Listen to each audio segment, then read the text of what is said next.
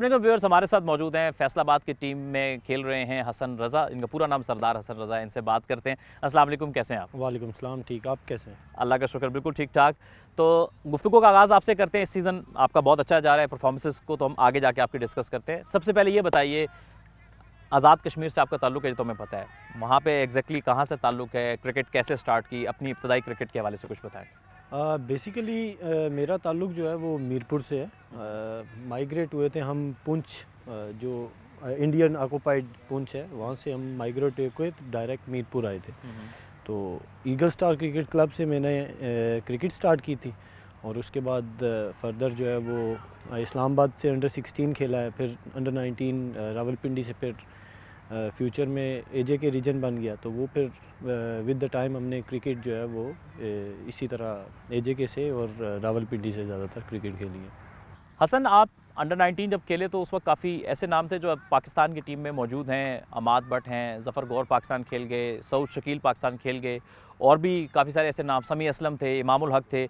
उस टीम में आपने कैसे जगह बनाई, क्योंकि वो भी काफ़ी बड़े रीजन्स के नेम थे जिससे वो आ रहे थे, और आप एजे के रीजन या उस वक्त डिस्ट्रिक्ट था, तो वो इतना बड़ा रीजन उस वक्त या डिस्ट्रिक्ट नहीं माना जाता था, लेकिन आपने कैसे जगह बनाई टीम में?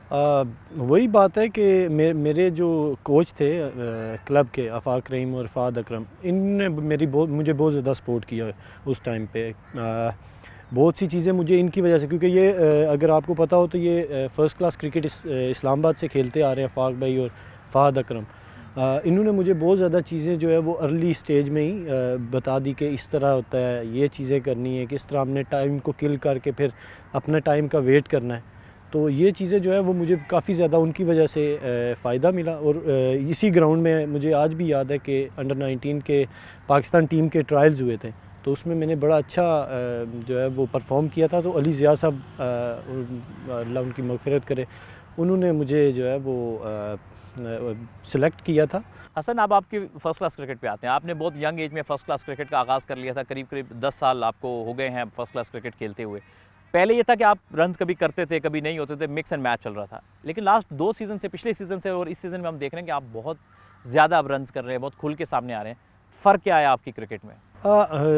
मेरा ये बिलीव है कि फ़र्स्ट क्लास क्रिकेट में और जो क्रिकेट है स्पेशली, पहले हम टैलेंट की बेस पे क्रिकेट खेलते थे। अभी विद द टाइम जब क्रिकेट एक्सपीरियंस आ रहा है, तो मेरा मानना है कि क्रिकेट जो है आपको समझ ही 26-27 के बाद आना शुरू होती है। तो ओबियसली वो विद द टाइम काफ़ी चीज़ें चेंज भी हुई हैं, काफ़ी चीज़ें नई मेरे डेवलप की हैं। तो जैसे शॉट्स हो गए, शॉट सिलेक्शन हो गई, ये चीज़ें मैंने जो है इम्प्लीमेंट किया है अपनी गेम में, और अल्हम्दुलिल्लाह पिछले 2-3 सालों में वो रिज़ल्ट मिल रहे हैं। बिल्कुल सही है। हसन, कंडीशंस और बॉल दोनों के साथ एडजस्ट करना कितना मुश्किल होता है, क्योंकि आप चूँकि लंबा खेल रहे हो तो आपने सारी बॉल ऑलमोस्ट ग्रेस, कोकाबूरा, ड्यूक्स जो है ये सारी गेंदों से आपने खेला होगा, क्योंकि मुख्तलिफ सीज़न में मुख्तलिफ बॉल पाकिस्तान की डोमेस्टिक में लगते रहे। तो ये जो अभी इस साल कंडीशंस भी थोड़ा सा वर्सटाइल हो रही हैं, फ्लैट विकेट भी थे, अब थोड़े से सपोर्टिंग विकेट जिस पे आप खेल रहे हैं, तो एडजस्टमेंट कितनी मुश्किल होती है और कितनी इंपॉर्टेंट होती है? अगर आपको याद हो तो 2018 तक जो क्रिकेट का जो स्ट्रक्चर था डिपार्टमेंट का, उसमें पिचेस ज़्यादा बॉलिंग को सपोर्ट करती थी। तो मैं उस फेज़ से भी खेल के आया हूँ। तो ओबियसली जैसे स्पोर्टिंग ट्रैक पे अगर हम ड्यूक्स का बॉल यूज़ करेंगे तो ओबियसली वो तंग तो करेगा। उसकी एक अपनी जो है वो विद द वो नया बॉल और ओल्ड बॉल जो है वो अपना आप दिखाता है। तो इसी तरह है कि अगर हम कोकाबूरा के साथ जाएंगे तो वो रिवर्स के चांसेस हैं उसमें। तो आपने वो चीज़ें जो है वो हाली यूटिलाइज़ करनी होती हैं, और किस टाइम पे आपने रन्स करने आपको ये पता होना चाहिए। तो मेरे ख्याल में ये एक इम्पोर्टेंट जो है वो चीज़ थी। राइट। हसन, ये बताएं कि इस सीज़न में आप टॉप बैटर्स में से एक हैं। आपका ये सीज़न माशाल्लाह बहुत अच्छा जा रहा है। अभी छठा राउंड जो है वो उसका इख्तिताम हुआ चाहता है, और अब आपने जो बाकी राउंड रह गए हैं उसमें क्या आपने प्लानिंग की हुई है कि कहाँ मैं फिनिश करना चाहता हूँ as a batsman? As a batsman अगर आप देखें तो जैसे मेरा स्टार्ट हुआ था, दो मैंने अल्हम्दुलिल्लाह पौने 200 की इनिंग्स खेली हैं, उस तरह मैं कैरी ऑन नहीं कर सका। लेकिन मुझे आइडिया है कि किस जगह पे मैं लैग कर रहा हूँ। मैं इंशाल्लाह कंटिन्यू करने की कोशिश करूँगा, जिस तरह आज भी मैंने जो कोचेज़ हैं खुरम भाई और नियाज़ी भाई, उनके साथ मिल के थोड़ा सा काम किया।